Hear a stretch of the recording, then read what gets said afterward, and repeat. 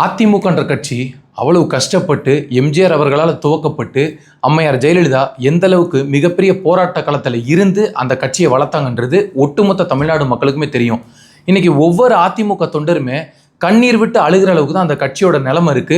குறிப்பாக எடப்பாடி பழனிசாமியோட தலைமையை ஏற்றுதான் இந்த கட்சியில் இருக்கக்கூடிய மூத்த நிர்வாகிகள் எல்லாருமே ஒரு மிகப்பெரிய நம்பிக்கை வச்சாங்க. இவர் கட்சியை நல்ல வழிக்கு கொண்டு போயிடுவாரு, எப்படியாவது வெற்றியை அடைய வச்சிருவாரு, இந்த கட்சி வீழ்ந்து கிடக்காது, திரும்ப எந்திரிச்சு வெற்றி நடை போடும் அப்படின்னு ஒரு மிகப்பெரிய ஒரு கனவு உலகத்தில் இருந்தாங்க. அந்த கனவு எல்லாத்தையுமே வெறும் கனவாக மட்டுமே தான் நிறைவேற்றியிருந்தார் இபிஎஸ் அவர்கள். தொடர்ந்து எந்த விஷயத்தெல்லாம் சரியா பண்ணணுமோ அந்த எல்லா விஷயத்திலையுமே தவறான முடிவுகளை தொடர்ந்து செஞ்சுட்டே இருந்தாரு. எந்த கூட்டணி கூட போகணுமோ அந்த கூட்டணி கூட அந்த நேரத்தில் போகாமல் இருக்கிறது, எந்த கூட்டணியை வேண்டாம்னு நினைக்கிறாங்களோ அந்த நேரத்தில் அந்த கூட்டணியை வேணும்னு நினைக்கிறது. ஒரு உதாரணத்துக்கு சொல்லணும் அப்படின்னா, பாஜக எந்த நேரத்தில் தேவைப்படுதோ அந்த நேரத்தில் பாஜக கூட சேரலை, பாஜக கூட எப்போ சேரக்கூடாதுன்னு மக்கள் நினைச்சாங்களோ அந்த நேரம் பாஜக கூட சேர்றது. இப்படி தொடர்ந்து தவறான முடிவுகள் எடுத்து மூத்த நிர்வாகிகளோட கலந்து ஆலோசிக்காம எனக்கு எல்லாம் தெரியும் நினைச்சதுனால தான் இன்னைக்கு அதிமுக இப்படி ஒரு சூழ்நிலைக்கு தள்ளப்பட்டிருக்கு. சரிங்க, இவ்வளவு பேரை முக்கியமான நபர்கள் எல்லாத்தையும் கட்சியை விட்டு நீக்கிட்டாங்க. விஜயபாஸ்கர் கட்சியை விட்டு போயிட்டாரு, எம்ஆர் விஜயபாஸ்கர் கட்சியை விட்டு போயிட்டாரு, முக்கியமான நபர்கள் எல்லாருமே கட்சியை விட்டு போறாங்க. இப்பயாவது எடப்பாடி பழனிசாமி மனசு மாறுவாரா, மனம் திருந்துவாரா அப்படின்னு ஏகப்பட்ட எதிர்பார்ப்புகள் இருந்தது. ஆனா ஒரு இடத்துல கூட ஒரு தலைவனுக்கான ஒரு பண்பு இருக்கு அவர்கிட்டன்னு கேட்டா உறுதியா கிடையாது. மீண்டும் மீண்டும் தவறு மேல தவறு தான் பண்ணிட்டு இருக்காரு.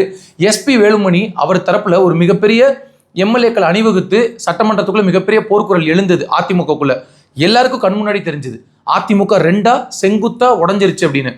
ஆனா அதுக்கப்புறம் கட்சியில போய் சேர போறாங்க, பிற கட்சியில போய் சேர போறாங்கன்ற பேச்சு வந்ததுக்கு அப்புறம் இல்ல நாங்க அதிமுகவின் ரத்தங்கள் தான், எங்களுக்கு தேவை இந்த கட்சி நல்வழிப்படணும், வெற்றி பாதைக்கு போகணும், அதை திருப்பக்கூடிய தலைவரை இபிஎஸ் மாறணும், மீண்டும் சொல்றோம் இபிஎஸ் தாங்க பொதுச் செயலாளர், அதுல எந்த சந்தேகமும் இல்லை அப்படின்னு தொடர்ந்து எஸ்பி வேலுமணி தரப்பு சொல்லிட்டே இருந்தாங்க. ஆனா இபிஎஸ் ஒரு துளி கூட அதை மதிக்காம ஒரு தலைவன் எப்படி இருக்கணும், இந்த கட்சி கீழே விழுந்து கிடக்கு, அப்ப அந்த கட்சியை அடுத்து கொண்டு போறதுக்கு என்னென்னலாம் பண்ணலாம், பிரிந்து கிடக்கக்கூடிய சக்திகளை மீண்டும் எப்படி உள்ள கொண்டு வரலாம் அப்படின்னு சொன்ன கருத்துக்கள் எல்லாத்தையுமே நீ அவங்க கூட சேர சொல்றியா, நீ கட்சி விட்டு வெளியில போ, தினகரன் சேர்க்க சொல்றியா, நீ கட்சி விட்டு வெளியில போ, சசிகலா உள்ள கொண்டு வரணுமா நீ வெளியே போ, ஓபிஎஸ் சேர்க்கணுமா நீ வெளியில போ. ஓபிஎஸ் எல்லாம் கடைசி நொடி வரை போராடினாரு. என்னை சேர்த்துக்கோங்க, எனக்கு எந்த விதமான எதிர்பார்ப்பும் இல்லை, எந்த நிபந்தனையும் இல்லை, நான் அதிமுக தொண்டனா இருக்கேன்னு தான் நான் நினைக்கிறேன்னு கடைசி வரைக்கும் போராடினாரு. ஆனா ஒரு தனிப்பட்ட ஈகோ காரணமாக அந்த கட்சியிலிருந்து வெளியேற்றப்பட்டு திமுக போய் சேர்ந்தாரு. உடனே இபிஎஸ் என்ன சொன்னாரு, பாருங்க ஓபிஎஸ் 1 நம்பர் துரோகி, சொன்ன மாதிரி திமுக கூட கை கோர்த்துட்டாரு, திமுக கூட சேர்ந்துட்டாருன்னு சொல்லிட்டு எந்த திமுக கூட போனதற்காக ஓபிஎஸ் துரோகின்னு சொன்னாரோ அதே திமுக கூட பேச்சுவார்த்தை நடத்தி முதலமைச்சர் ஆவதற்கு முயற்சி பண்ண ஒரே காரணத்தினால்தான் இன்னைக்கு அதிமுக எல்லாருமே மிகப்பெரிய போர்க்கொடி தூக்குறாங்க. இன்றைய தினம் எஸ்பி வேலுமணி ஒரு மிகப்பெரிய பேட்டி கொடுத்திருக்காரு. அந்த பேட்டியில எஸ்பி வேலுமணி, நத்தம் விஸ்வநாதன், இன்னொரு பக்கம் சிவி சண்முகம், இவங்க 3 பேருமே இணைந்து பேட்டி கொடுக்குறாங்க. எடப்பாடி பழனிசாமி கொடுத்த பதவி எங்களுக்கு தேவையில்லை, இந்த கட்சியை பலப்படுத்த வேண்டும், கட்சியில பிரிந்து கிடக்கக்கூடிய சக்திகளை ஒன்று சேர்க்கணும், இதுதான் எங்க பிரதானமான கோரிக்கைன்னு சொல்லி ஒரு உண்மையிலேயே அதிமுக தொண்டன் எப்படி பேசணும் அப்படி பேசியிருக்காங்க. ஏன் அவங்க நினைச்சா தாவேக்கால போய் சேர முடியாதா, இல்ல திமுக பக்கம் போக முடியாதா, இன்று வரை இந்த கட்சி மீண்டும் உயிர் தெழுந்து வராதான்னு கனவுல உட்கார்ந்துட்டு இருக்காங்க. ஆனா அப்படி இருக்கக்கூடிய அந்த கட்சிக்கு எப்படிப்பட்ட ஒரு தலைவன் கையில இது போய் சிக்கிருக்கின்றதை பாருங்க. தலைவனுக்கான ஒரு துளி குவாலிட்டி கிடையாது, எப்ப பார்த்தாலும் தவறான முடிவுகள் தான். இப்ப கூட திமுக கூட நம்ம அண்டர் கிரவுண்ட் டீலிங் வச்சு தாவேக்காவை வீழ்த்தணும் தான் நினைக்கிறாரே தவிர, ஆனா ஒரு துளி இந்த கட்சியை அடுத்த கட்டத்தை கொண்டு போகணும்னு அவர் நினைக்கல. இந்த கட்சியிலிருந்து யாரெல்லாம் தாவேக்கால போனாங்களோ, இந்த கட்சியிலிருந்து யாரெல்லாம் வெளியேறினாங்களோ அவங்களுக்கு வெளிச்சமே இல்லாத அளவுக்கு அவங்க அரசியலை முடிக்கணும் அப்படின்னு தான் இபிஎஸ் போராடிட்டு இருக்காரு. ஆனா இந்த கட்சியிலிருந்து வெளியில போன எல்லாருமே, நீங்க குறைஞ்சபட்சம் ஓபிஎஸ் எடுத்துக்கோங்க, ஒரு எம்எல்ஏவா இருக்காரு, இங்கிருந்து என்னை கட்சிக்குள்ள சேர்த்துக்கோங்க, எனக்கு எந்த நிபந்தனையும் இல்லை, நான் சாகும்போது அதிமுக தொண்டை நான் சாகணும்னு சொன்ன ஒருத்தர் தான் இன்னைக்கு தாவேக்காவில் சபாநாயகராக இருக்காரு, ஜேசிடி பிரபாகரன். அவரெல்லாம் எவ்வளவு கோரிக்கை வச்சாரு, நாங்க கட்சிக்குள்ள சேரணும்னு. இன்று வரை கேசி பழனிசாமின்னு ஒருத்தர் இருக்காரு, எம்ஜிஆர் காலத்துல இருந்து, அவரை கட்சியை விட்டு நீக்கிட்டு இன்னைக்கு அவர் கூட என்ன சொல்றாரு, நான் எந்த கட்சிக்கும் போக மாட்டேங்க, என் உடம்புல ஓடுறது அதிமுக ரத்தம் தான் அப்படின்னு சொல்றாரு. ஆனா அவரை கூட ஒதுக்கி வச்சிருக்காங்க. அவரை புகழேந்தியெல்லாம் ஒதுக்கி வச்ச காரணம் என்ன, பாஜகவை விமர்சனம் பண்ணிட்டாங்க, இவங்களை விட்டுறக்கூடாதுன்னு சொல்லிட்டு திரும்ப அந்த பாஜக கூட கூட்டணியை முறிச்சிட்டு 2026 2031 இவங்க கூட கூட்டணியிலாம் பேசிட்டு திரும்ப 2026 கூட்டணி வைக்கிறது. இப்படி தொடர்ந்து தவறான முடிவுகள் எடுத்ததுனால தான் இன்னைக்கு இந்த கட்சி இந்த அளவுக்கு போய் நிற்குது. கண்ணுக்கு முன்னாடி நம்மளால பார்க்க முடிகிறது. அதிமுக இனி ஒருபோதும் மீண்டும் ஒரு கட்சியாக உருவெடுத்து வருவது மிக மிக கடினம். அந்த கட்சி கரைந்து முடிந்து விட்டது. திமுக மெல்ல மெல்ல கரைந்து கொண்டிருக்கிறது. இனி வரக்கூடிய அரசியல் எப்படி இருக்கும் அப்படின்னா, தாவேகாவிற்கும் அண்ணாமலையோ இல்ல வேற யாரோக்கோ தான் இருக்குமே தவிர அதிமுகன்ற கட்சி நீ லைம்லைட்லேயே இல்லை. உடனே எல்லாரும் சொல்றாங்க இபிஎஸ் வியூகம் வகுத்துட்டு இருக்காரு, மிகப்பெரிய ஒரு சாணக்கிய தந்திரம்லாம் பண்ணிட்டு இருக்காரு, மிகப்பெரிய நடிகரை கட்சிக்குள்ள கொண்டு வர போறாரு.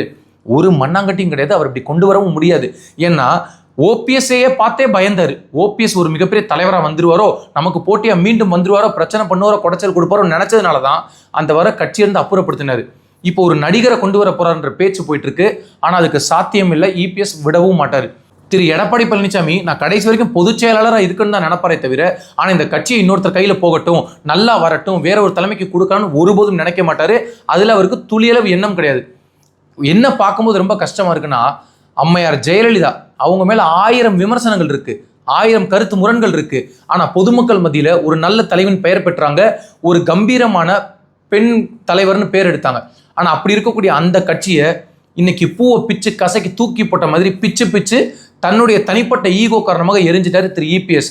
திரு இபிஎஸ் அவர்கள் வெகு விரைவில் தொண்டர்களால் நிராகரிக்கப்பட்டு இந்த கட்சியின் தலைமை பொறுப்பிலிருந்து அப்புறப்படுத்தப்பட்டு வேற ஒரு நல்ல தலைமைக்கு இந்த கட்சி கொண்டு செல்லப்படும்.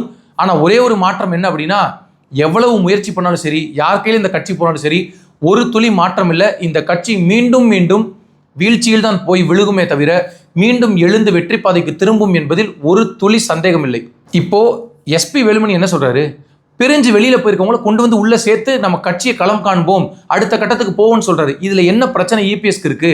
இபிஎஸ் அவர்களை பொறுத்த வரைக்கும் என்ன அப்படின்னா, நம்மளை சுத்தி இருக்கக்கூடிய நபர்களுக்கும் நம்ம மேலேயும் வழக்கு இருக்கு, அந்த வழக்குல இருந்து நம்ம எப்படி எஸ்கேப் ஆகலாம் அப்படின்றது மட்டும்தான் அவர் கவனத்தில் இருக்கு.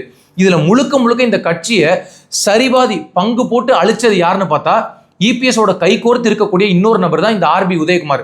இப்ப கூட கட்சியிலிருந்து ஒருத்தர் வெளியில போறாரு.